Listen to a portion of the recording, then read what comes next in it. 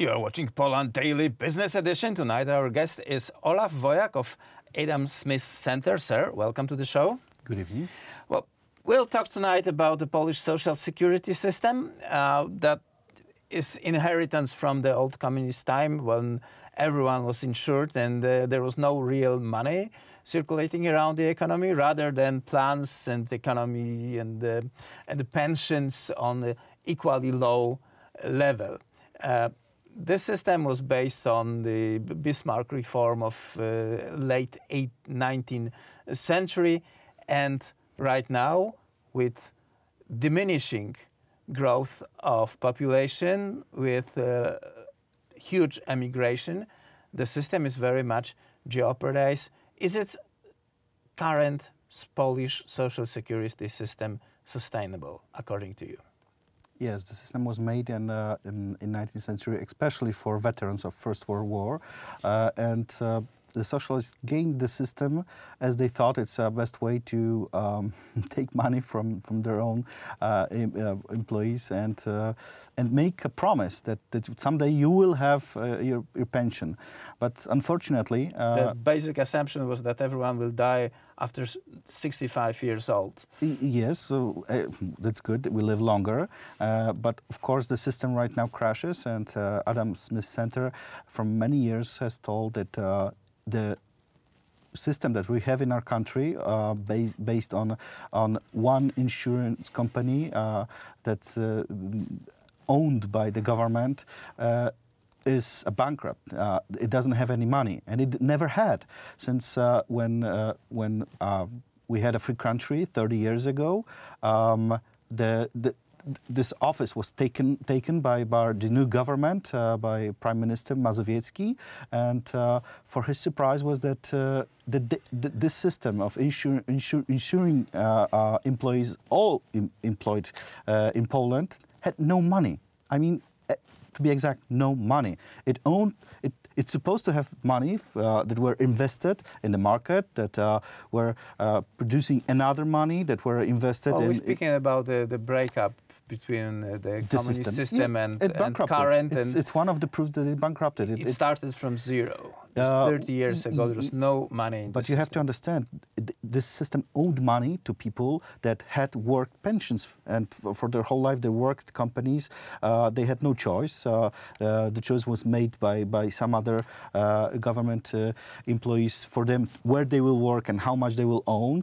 And then the system owned money, so it's not a zero, it's a minus, and a very large one.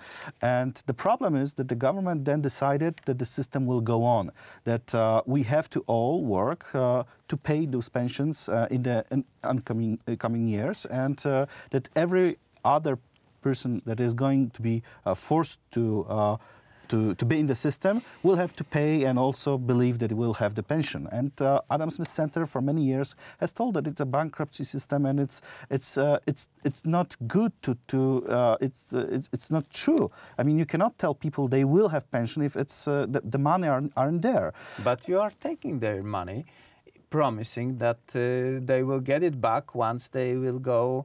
Once they will retire. That's the first question. Another is that.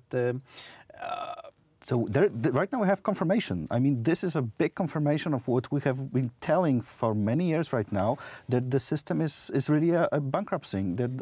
But you have to keep national your promises. System of insurance doesn't work, and we have to open the market. We have to let private companies inside our system for us to have choice of where we would like to be insured. Would you very important. Believe the private company that says 20 years from now we will pay you pension or whatever, or a state? Because you can be pretty sure that 20 years from now the state will exist, barred from some war and other cataclysms. But in terms of privately run company, they can go bankrupt. your money are not safe even there. It's interesting because you could say exactly the same with banks, and you don't have these kind of problems. There are ways to ensure that that a bank will be able to pay your money back, and exactly in this kind of way you can do this with private insurance companies. But the matter is that you need a free market for it to be available. Yes, there are going to be companies that are going to cheat their customers. But right now we have one company that's cheating all of their customers. 13% is all the money that customers are getting back from all the people that lives in Poland. There are that they have certain. Well, to be fair, only those who are insured at ZUS, the social security I'm sorry, system. but this is the majority. I mean, you don't have to. You don't have a choice. Right now, you have to be in the system. You are fulfilling something that you never agreed to. You don't have the terms. The government. We had a government before for Platforma Obywatelska that had changed the rules during the being insured. The famous quote of Donald Tusk, who said that the money that are at ZUS or Polish social security system are not owned by the citizens. So, see, I mean, it's a scam, and you have to understand that it doesn't work. So if it doesn't work, the system has to be changed. And it's a hard way because you have to still pay those people who already who already are believing that they will get the money. So you have to pay the pensions, and but on the other hand, you have to open the system for new people to make their own belief where the money are going to be invested well. If they will believe that this system is true for people, as you mentioned, that you believe that government-owned insurance system it's probably more believable. Yes, then let the system work. But we should have a choice. Right now, we don't have this choice, and this is the most important thing. Opening the system for competition is like one thing, and you believe that competition will drive the cost of the operation down. First of all, do you know that allow the wider access to the new ways of communicating, and make sure that the payoff will be bigger because of the competition. That's fair enough. Do you think that the changes in the economy, like automation of the work, increase manufacturing, increase incomes for the economy, will also be beneficial towards fulfilling the promises that social security is bringing? Yes, because when people will decide for themselves, they will decide what to do with their own money. And if they will have more money, if people will have more of their own money, they will still use it in our country. So they will buy goods, they will pay taxes, and the money are going to be back in the system. Or the best insurance is to have children? Well, in some countries, it's believable, yes, and I believe that having children is always good if someone needs them and feel fulfillment with this.